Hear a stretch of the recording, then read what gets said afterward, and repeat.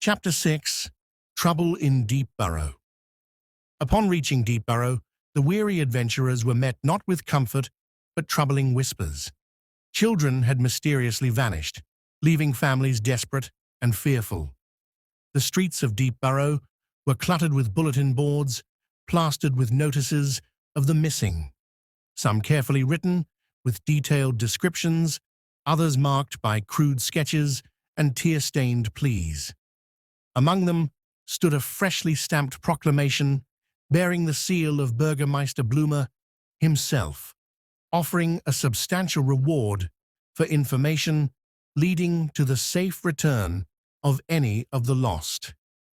As the group made their way through the market square, Ost approached a city guard standing near a lamppost, his posture weary and his expression haunted. "We're looking into the disappearances," Ost said, straight to the point.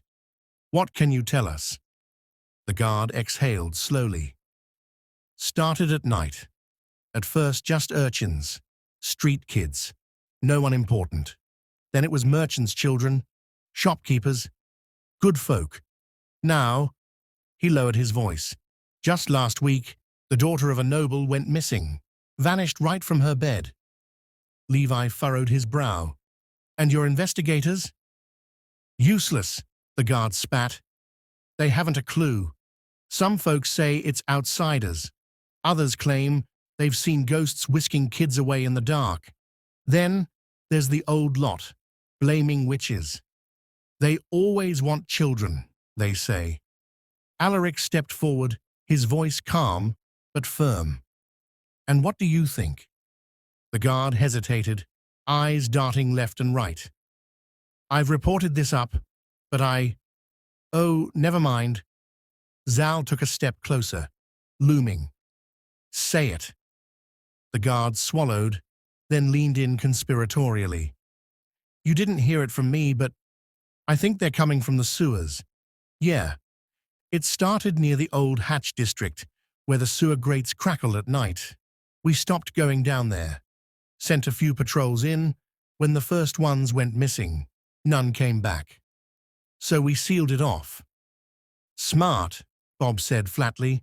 "Definitely don't investigate the sinister child-stealing sewer monsters." "Are you sure it wasn't a pleasant-smelling meadow, or something like that you think they went missing in?" Alaric asked. Ost covertly hands the guard a gold piece. "We didn't hear it from you, and you didn't see us come through here if outsiders come asking, savvy?" The guard nods in agreement and strolls along his route, bidding the group a good day. The group gathered at the edge of the square, deliberating. They could chase rumors of witches and ghosts or take a more direct route to the only concrete lead. "The sewers are closer," Zal said, "and it's something we can hit now." "Which means fewer children lost, while the town debates ghosts and bedtime stories," Ost added. Alaric sighed, drawing his cloak tighter. "Wonderful. Back to the filth." Levi grunted. "At least it's familiar." With their course decided, the group set their sights on the entrance to Deepburrow's sealed underbelly, where shadows stirred and answers waited in the dark. It took some time to find it. Despite the guard's insistence that the sewer had been sealed, the adventurers fanned out across the old Hatch district, searching alleys, cellar doors, and rusted grates. Rats skittered through trash piles, and the distant clanging of bells and horses faded as they ducked deeper into the city's forgotten veins.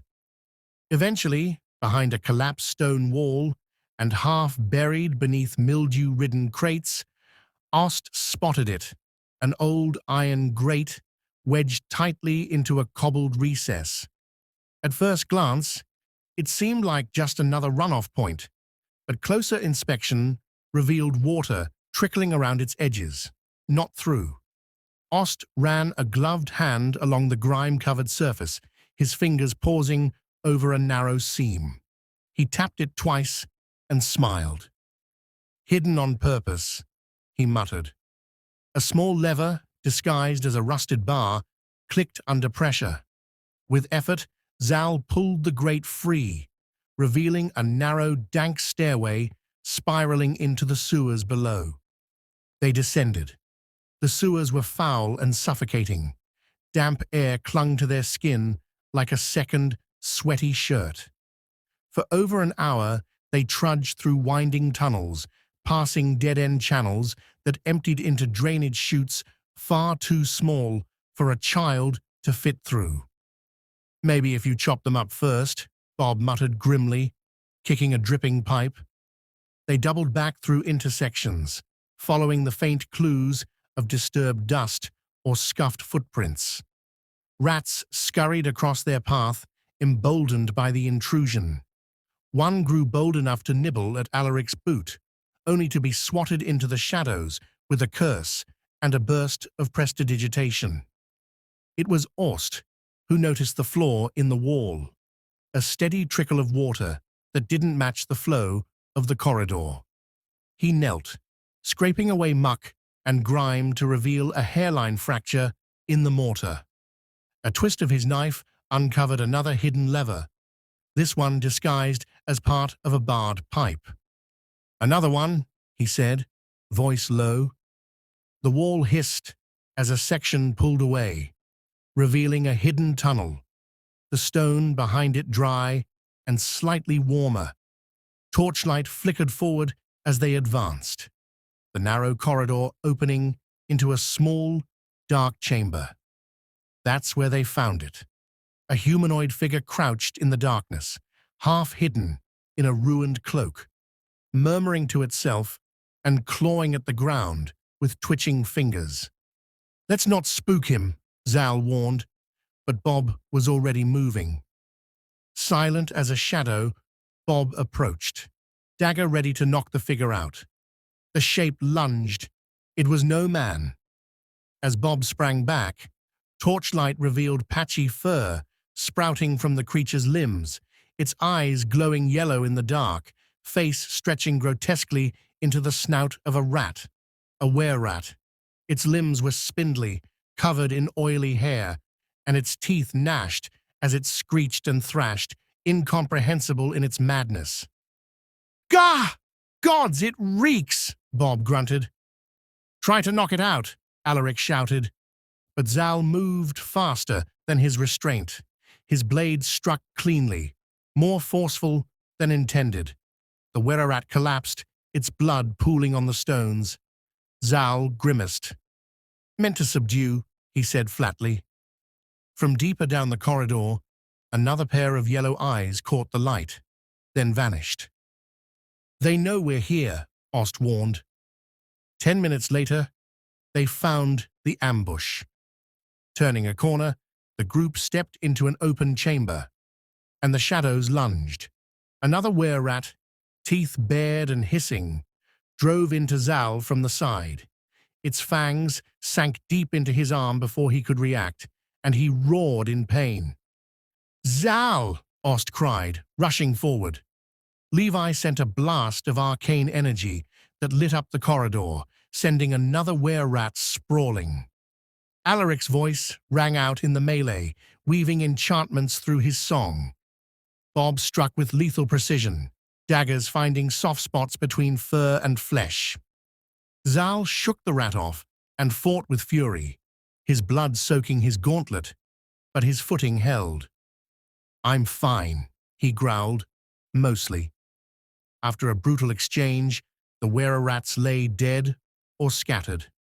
The last of them vanished into the sewer's deeper, blacker stretches, unwilling to face such resistance again. In a side tunnel, they found what they were looking for. A rusted gate swung open into a makeshift work camp. Hastily built wooden shacks, moldy bedding, and terrified, dirt-smudged children. Some were chained to broken pickaxes. Others simply sat, too tired or scared to move. Alaric dropped to his knees beside one, checking his pulse. "They're alive," he said. The group worked quickly, breaking chains and herding the children into a line. "We need to get out," Levi said, glancing at Zal's wound. "Now." They retraced their steps, Orst leading the way and Bob watching their backs. Alaric kept the children calm, his firm voice guiding them through the filth. Zal moved stiffly, his jaw clenched, but he kept his blade ready. At street level, they burst back into the fading sunlight. "Where's the nearest apothecary?" Alaric asked one of the older children before he could dart off. The boy pointed down a side alley. Without hesitation, the group followed, Levi banging hard on a crooked wooden door that rattled in its frame. Inside, a cure, or a delay of what might come next, waited. But Zal's wound throbbed with more than just pain. Something darker slithered just beneath the surface. An irritated, sleepy-eyed herbalist greeted them, muttering complaints. "Do you know what hour it is?" "Bite wound, where a rat," Levi said quickly, tossing coins at the bewildered merchant. "Wolf's bane, now." The shopkeeper eyed the coins greedily, then paused, sensing opportunity. Actually, for such urgent circumstances, perhaps double the price. With a scowl, Levi reluctantly tossed another handful of coins, but as the shopkeeper reached out, his eyes glinted again. On second thought, perhaps triple would be more fair, considering the hour. Zal stepped forward, glowering dangerously despite his injury. "Enough. You'll take what's given, or you'll regret being awake at this hour." The herbalist paled, swiftly handing over the potion. "Of course, my apologies. Pleasure doing business." Potion administered, Zal grimaced at the bitter taste. Better than the alternative, I suppose. With the children returned and news quickly spreading, the party was awakened by Burgermeister Bloomer and his advisor, Lord Festule. Bloomer was exuberantly thankful, his relief palpable. Lord Festule, however, regarded the adventurers coldly, eyes narrowed suspiciously. "Convenient heroes," Festule murmured, almost accusingly. "Your arrival coincides neatly with these troubles." Bloomer dismissed Festule's hostility, offering a celebratory dinner that night in the party's honor. At the lavish feast, Burgermeister Bloomer raised his goblet high, delivering a heartfelt toast. "To the brave heroes who have returned our children and safeguarded our beloved Deepburrow. Your deeds shall not soon be forgotten."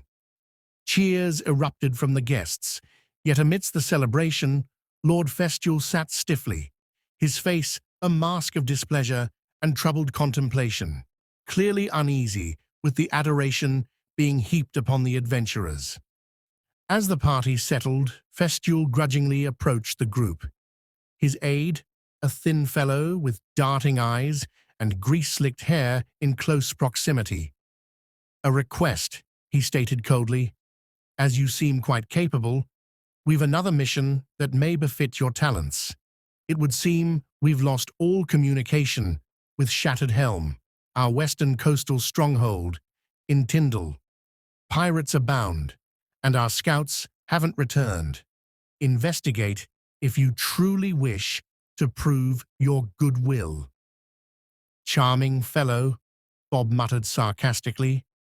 To bolster the group's strength, a new member was introduced, Jason, a swift and enigmatic fighter. That evening, a tense discussion unfolded among the party. "We could just not," Levi suggested hopefully. "Pirates sound fun." Alaric grinned weakly, clearly unconvinced. "I go where Saloon guides me," Zal stated firmly. As the evening died and the group go to their lush chambers, courtesy of the Burgermeister, Bob discreetly approached Orst, persuading him to accompany him on an enigmatic errand. Orst, always cautious yet intrigued by Bob's mysterious connections, agreed. Together, they slipped unnoticed from the rest of the party, making their way into the notorious Shadow Shore district.